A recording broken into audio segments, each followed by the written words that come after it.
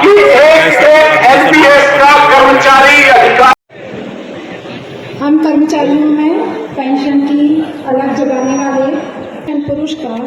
मैं पेंशन पुरुष और मेरे अग्रज सम्मानीय मंच पर बैठे हुए सभी संघर्षशील साथियों, समस्त विभागों से आए हुए प्रांताध्यक्षों एवं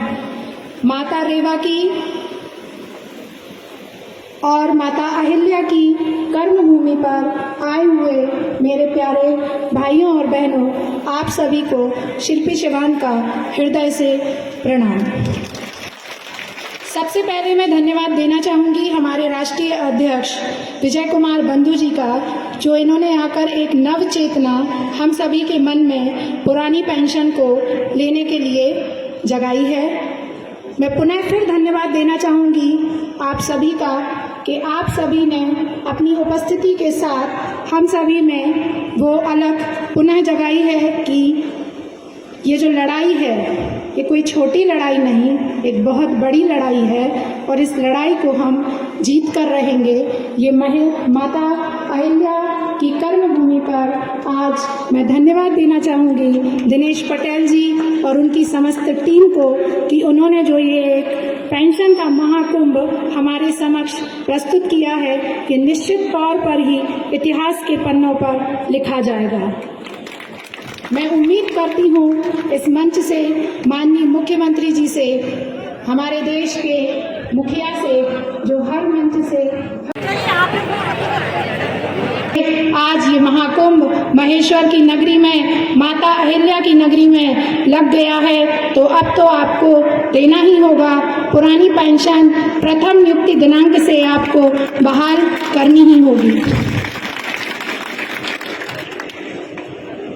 माता अहिल्या की मैं संतान हूँ। माता अहिल्या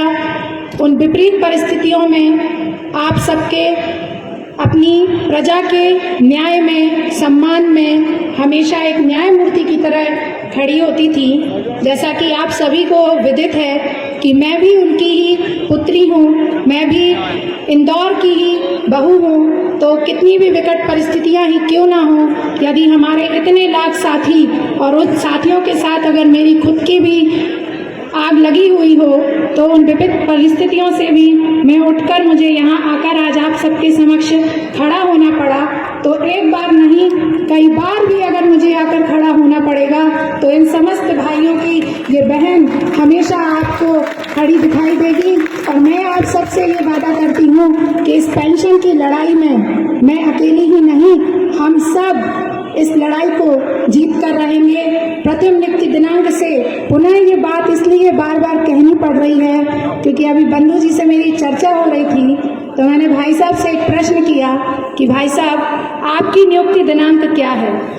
तो उन्होंने मुझे कहा कि मेरी नियुक्ति दिनांक कि मैं जगह जगह घूमा हूँ भारत में, लेकिन ये प्रश्न कहीं नहीं पूछा गया, पर मध्य प्रदेश में ये प्रश्न पूछा जाता है बार बार। तो मैंने उन्हें अपनी एक पीड़ा बताई कि भाई साहब मध्य प्रदेश के जो हमारे माननीय मुख्यमंत्री, हमारे जो भैया जी हैं, हमारे शिवराज जी सिंह चौहान जी हमारे मुख्यमंत्री बड़े भाई साहब हैं, 20 साल से हैं वो यहाँ पर, और उसके पहले हमारे एक और मुख्यमंत्री जी हुआ करते थे जिनको हमने बता दिया था कि फिर हम क्या हैं। तो हमारा जो अध्यापक संवर्ग है यहाँ, जो शिक्षक संवर्ग है, वो बड़ा पीड़ित है क्योंकि उसकी एक नियुक्ति दिनांक नहीं है, उसकी 3-3 नियुक्ति दिनांक है। और क्या पता नया कौन सा फिर सा एक सगुफा छोड़ दिया जाए तो फिर हमारी नियुक्ति दिनांक फिर वही हो जाए। हमारे माननीय मुख्यमंत्री जी एक बात बड़ी अच्छी कहते हैं, बंधु जी मैं आपको बताना चाहूँगी। हमारे भाई साहब हम लोगों से कहते हैं जो आंदोलन करेगा हम उसे कुछ नहीं देंगे, जो यहाँ आंदोलन करेगा उसे मैं कुछ नहीं दूंगा, पर देते तभी है जब आंदोलन होता है।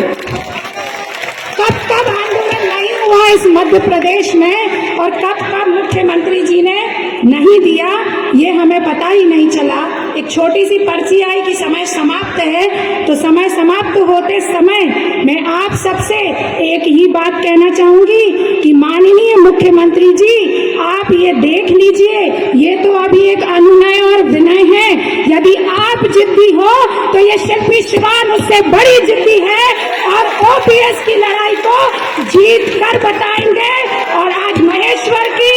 इस महेशमती की भूमि से सौगंध लेते हैं, तब तक नहीं हिलेंगे, तब तक नहीं दबेंगे, जब तक कि हम प्रथम नियुक्ति दिनांक से ओपीएस नहीं ले लेते। जय हिंद, जय भारत, जय आजाद।